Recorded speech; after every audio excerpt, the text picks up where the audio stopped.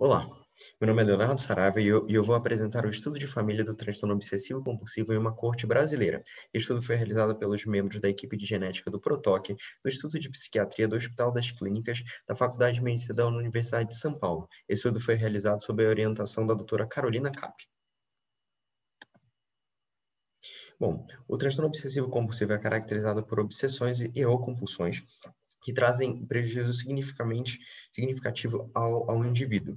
É um transtorno neuropsiquiátrico prevalente, com prevalência estimada de 2 a 3%, e é associado a consideráveis morbidade, redução da qualidade de vida e comprometimento ocupacional.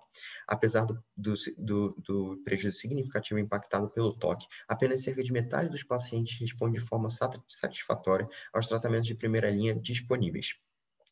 Acredita-se que a elucidação das bases biológicas do TOC possa contribuir para o desenvolvimento de métodos terapêuticos mais precisos e mais eficazes.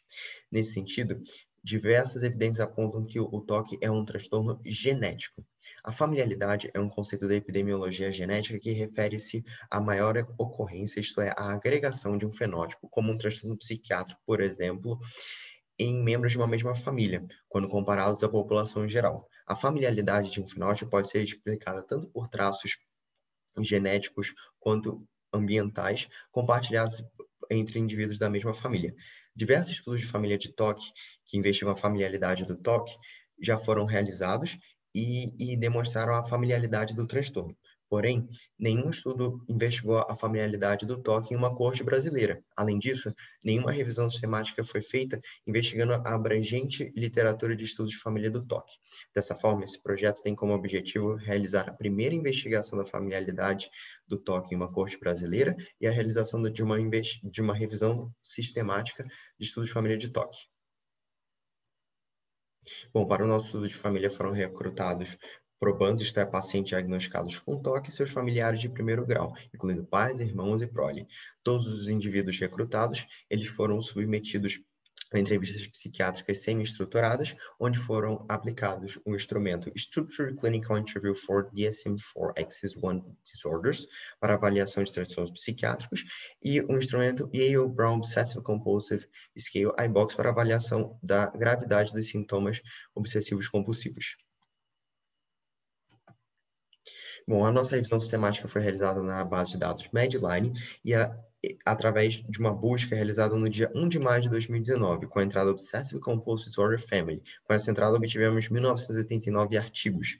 A revisão sistemática foi feita de acordo com os guidelines do PRISM Statement e foi realizada de acordo com os seguintes critérios de inclusão. O artigo deveria ser escrito em inglês, deveria reportar um estudo original, e nesse estudo deveria haver o recrutamento de pacientes diagnosticados com tóxicos familiares de primeiro grau, deveria haver o recrutamento também de um grupo controle composto por indivíduos saudáveis e seus familiares de primeiro grau, e também deve ter sido realizada a avaliação sistemática de diagnósticos psiquiátricos em probandos, controles e familiares.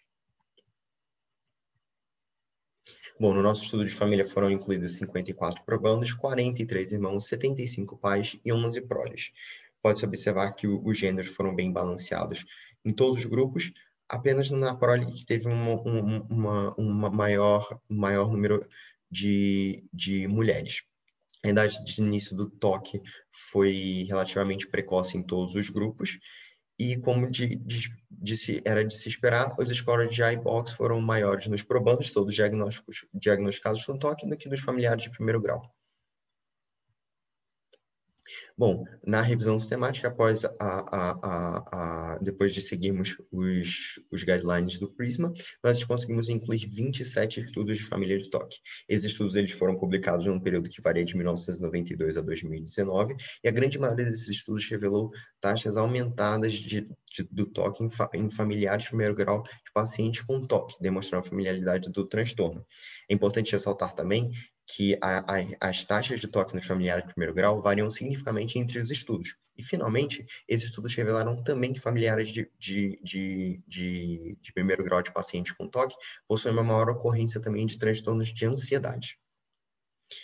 Bom, nesse momento nós vamos comparar os achados da nossa revisão sistemática com os achados do estudo de família.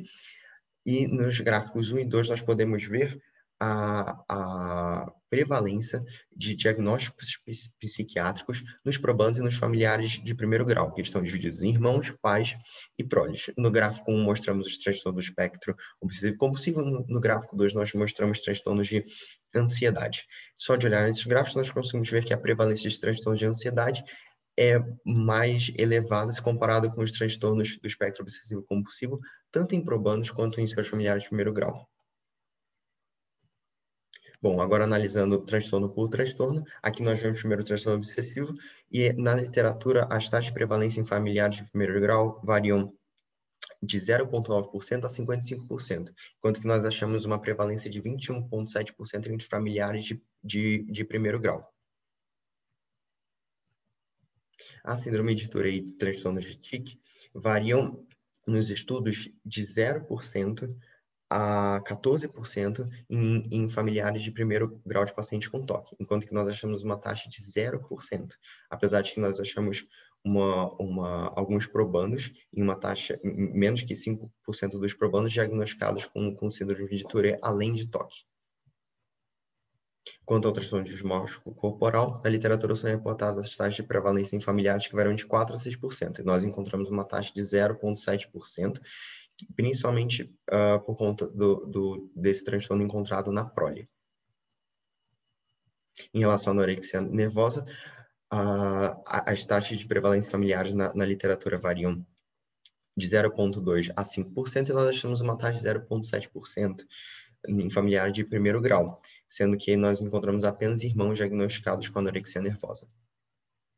Por último, nos transtornos do espectro, do transtorno de disforiação, as taxas de prevalência em familiares na literatura variam de 7% a 17%, e nós encontramos uma taxa de 3,8% em familiares de primeiro grau. Bom, agora nós vamos passar para os transtornos da ansiedade. Vale a pena ressaltar aqui que nós usamos a codificação do DSM-4, uma vez que a SCID-1 é baseada no DSM-4. Bom, primeiramente, o transtorno de estresse pós-traumático, né? Na literatura, as taxas variam de 1% a 6% em familiares de primeiro grau. Nós achamos uma taxa de 2,3%, principalmente aí por conta de irmãos e de pais de pacientes com TOC.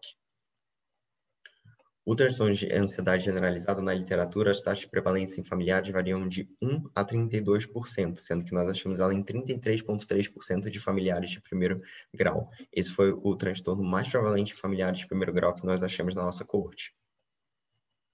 Depois, o transtorno do pânico, cuja taxa de prevalência em familiares de primeiro grau reportada na literatura varia de 1% até 12%, e nós achamos o transtorno do pânico em 3,1% em familiares, principalmente na prole de pacientes com TOC. Depois a fobia social, cuja prevalência na literatura em familiares de primeiro grau varia de 0,9% a 32%, nós achamos ela em 31% dos familiares de pacientes com TOC. Esse é o segundo transtorno mais prevalente em familiares de primeiro grau com TOC na nossa coorte brasileira.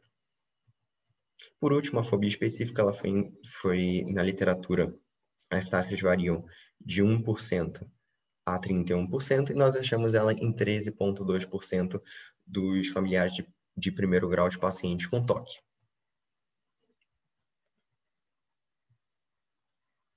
Bom, frente a esses achados, nós podemos concluir que os achados do estudo de família de TOC em uma coorte brasileira são condizentes com os achados reportados em estudos de família de TOC prévios. Além disso, tanto o estudo de família de TOC em uma coorte brasileira quanto o estudo de família prévios em TOC reportaram taxas aumentadas de transtornos de ansiedade em familiares de primeiro grau de pacientes com TOC.